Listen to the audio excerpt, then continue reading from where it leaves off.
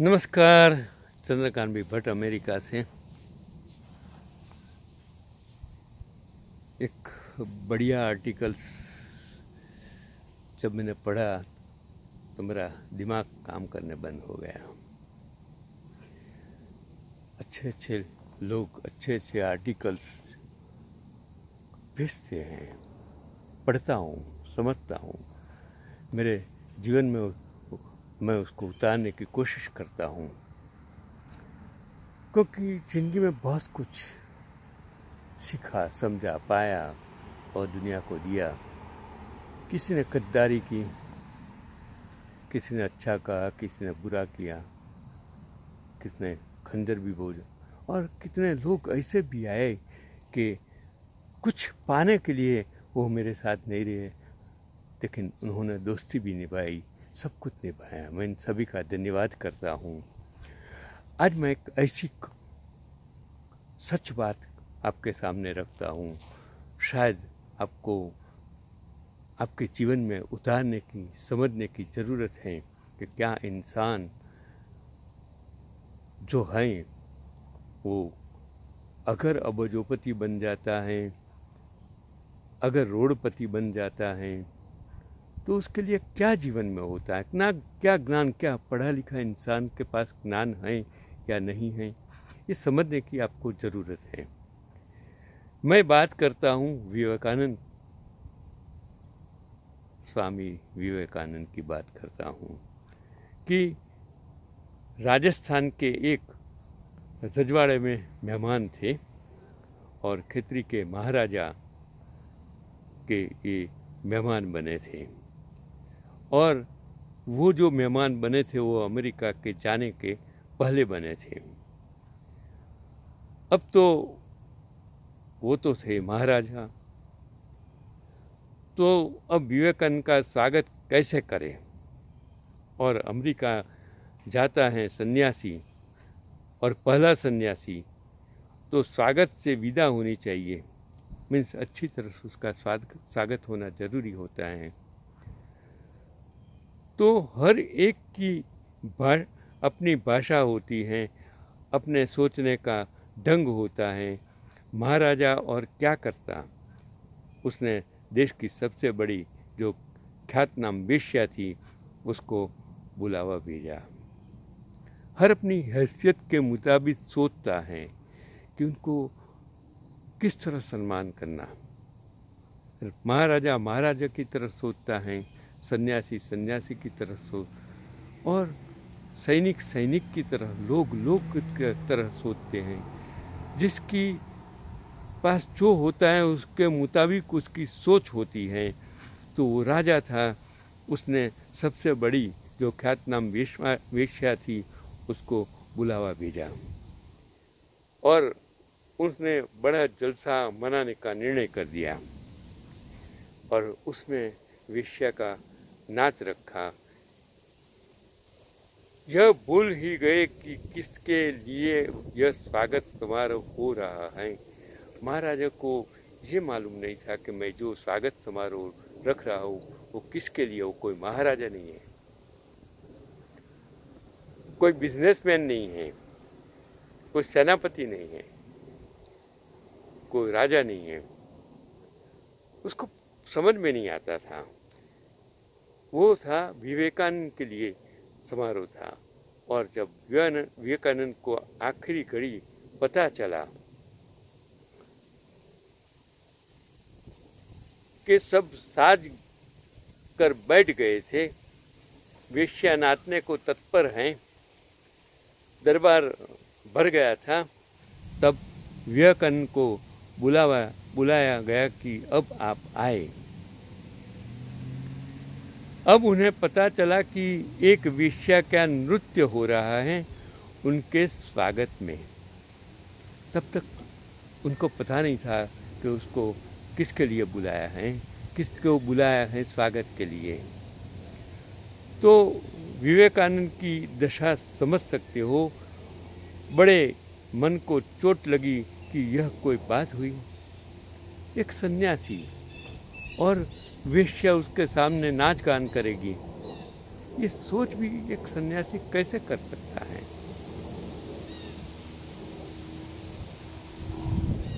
आपने बहुत कुछ पढ़ा है, रामायण महाभारत, जो महादेव शंकर के बारे में भी आपने, नर्तकी के बारे में सुना है, सब कुछ सुना है। यहाँ तो जीता जागता वो सन्यासी है। तो बड़े मन को चोट लगी कि यह कोई बात हुई, सन्यासी के स्वागत में वेश्या। इनकार कर दिया जाने से साधारण भारतीय सन्यासी की धारणा यही है कि इनकार कर दिया जाने से अपमानित किया अपने को अनुभव, यह तो असम्मानजनक है। वेश्या बड़ी तैयार होकर आई थी, सन्यासी का स्वागत करना था, कभी किया नहीं था, क्योंकि वेश्या और सन्यासी वो उत्तर दक्षिण है, पूर्व पश्चिम है। दोनों की बात अलग है, दोनों के विचार अलग हैं, दोनों का कर्म अलग है, कर्तव्य अलग हैं, दोनों की समाज अलग है। तो वो वेश्या, उसको पता नहीं था कि किस तरह सन्यासी का स्वागत किया जाए। तो सन्यासी का स्वागत में नाच गान, वो बहुत तैयार होकर आई थी, बहुत पद याद करके आई थी। और वो क्या था, उसने तैयार क्या किया था, आप सोच नहीं सकेंगे। वो पद थे कबीर के, मीरा के, नरसिंह मेहता के। बहुत दुखी हुई कि सन्यासी नहीं आएंगे। देखो, वेश्या भी सोच सकती हैं कि सन्यासी के लिए क्या जरूरी है, लेकिन सन्यासी नहीं समझ पाया कि हमारे सामने नाचने वाली वेश्या और मैं कैसे जा सकता हूँ। मगर उसने सोचा कि क्या किया जाए। तो उसने एक गीत नरसिंह मेहता का गाया, बहुत भाव से गाया, खूब रोकर गाया, आंखों में झरझर आंसू बहे, और गाया उस भजन की कड़ियाँ विवेकानंद के कमरे तक आने लगी जहाँ विवेकानंद बैठे थे। तब तक वो नहीं आए थे सभा में, और तब तक वेश्या भी नहीं आई थी, लेकिन वेश्या ने वो भजन सुनाया और विवेकानंद के हृदय पर एक ऐसी चोट पड़ने लगी जैसे सागर की लहरें किनारे से टकराए, पछाड़ खाए। फिर मन में बड़ा पश्चाताप हुआ कि नरसिंह मेहता का भजन है कि एक लोहे का टुकड़ा तो पूजा गृह में रखते हैं, एक लोहे का टुकड़ा बधिक के घर होता है, लेकिन पारस पत्थर को थोड़े ही कोई भेद होता है।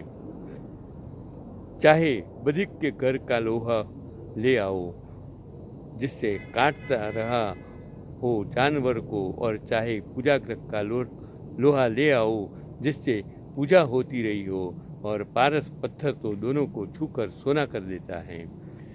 तो यही तो लोहा है जिसका कर्तव्य अलग है, जिसका रोल अलग अलग है। तो यह बात बहुत चोट कर गई, घाव कर गई। वह विवेकानंद के जीवन में बड़ी क्रांति की घटना थी। तो मेरे अपने देखे रामकृष्ण जी जो नहीं कर सके थे, उस वेश्या ने किया। विवेकानंद को लगा कि ये मेरे अपने कुछ नहीं कर सके, मेरे गुरु रामकृष्ण जो नहीं कर सके वो उस वेश्या ने किया। और विवेकानंद रोक न सके, आँख से आंसू गिरने लगे। यह तो चोट भरी भारी हो गई, अगर तुम पारस पत्थर हो तो यह भेद कैसा। पारस पत्थर को वेश्या दिखाई पड़ेगी, सती दिखाई पड़ेगी, पारस पत्थर को क्या फर्क पड़ता है, कौन सती कौन वेश्या, लोहा कहाँ से आता है, इससे क्या अंतर पड़ता है। पारस पत्थर के तो स्पर्श मात्र से सभी लोहे सुना हो जाते हैं। वो अपने आप को रोक न सके, अपने को पहुंच गए दरबार में। सम्राट भी चौंका, लोग भी चौंके कि पहले मना किया, अब आ गए, और आए तो आंख से आंसू झर रहे थे। और उन्होंने कहा, मुझे क्षमा करना। उस वेश्या से कहा, मुझे क्षमा करना, मैं अभी कच्चा हूँ, इसलिए आने से डरा। कहीं न कहीं मेरे मन में अभी भी वासना छिपी होगी, इसलिए आने से डरा। नहीं तो डर की क्या बात थी, लेकिन तूने ठीक किया। तेरी वाणी ने मुझे चौंकाया और जगाया। और विवेकानंद उस घटना का बहुत स्मरण करते थे कि एक वेश्या ने मुझे उपदेश दिया, यह भेद सच्चे ज्ञानी के पास अभेद है। पापी जाए तो पुण्यात्मा जाए तो दोनों को छूता है, दोनों को स्वर्ण कर देता है। उसकी आंखों का जादू ऐसा होता है, उसके हृदय का जादू ऐसा होता है। वो जब मैंने खुद ने ये पढ़ा तो मेरी समझ में नहीं आया कि हम इंसान क्यों भेद करते हो। जिसका जो व्यवसाय होता है वो मजबूरी से हर इंसान कोई न कोई व्यवसाय करता है। न तो कोई अछूत है, न तो कोई छूत है, सब इंसान हैं। न तो कोई गरीब है, न तो कोई तंग नगर है। हम क्यों उसमें भेदभाव करते हैं। न तो कोई छोटा है, न तो कोई बड़ा है। प्रेम प्रेम है।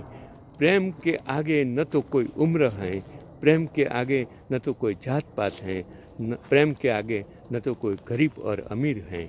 हमें सभी से प्यार करना चाहिए, प्राणी हो, पक्षी हो, वनस्पति हो, ये कुदरत का दिया हुआ ये सब कुछ नज़ारा हो, जिसे हमें प्रेम करना चाहिए। हम क्यों समाज के इन अंगों को वेश्या कहते हैं। हम ये कहीं कोई चोर लुटेरा क्यों बनता है, वो हम कभी सोचते नहीं हैं। कोई गलत काम क्यों करता है, वो हम कभी सोचते नहीं हैं। गलत करने के पीछे उसका रीज़न क्या है, वो हम सोचते नहीं हैं। हर इंसान की कोई न कोई मजबूरी भी होती है। कभी कभी हर इंसान को ईश्वर ने वही कर्म करने के लिए ही भेजा है, ऐसा मैं समझता हूँ, मैं मानता हूँ। लेकिन उसका मतलब ये नहीं है कि आपको गलत काम करने के लिए भेजा है। वो आप अगर आप में बुद्धि है, अगर आप में समझ है, अगर आप में ज्ञान है, अब तो आप ज़रूर समझ जाएंगे। यही आज का पैगाम है। चंद्रकांत भाई भट्ट, अमेरिका से।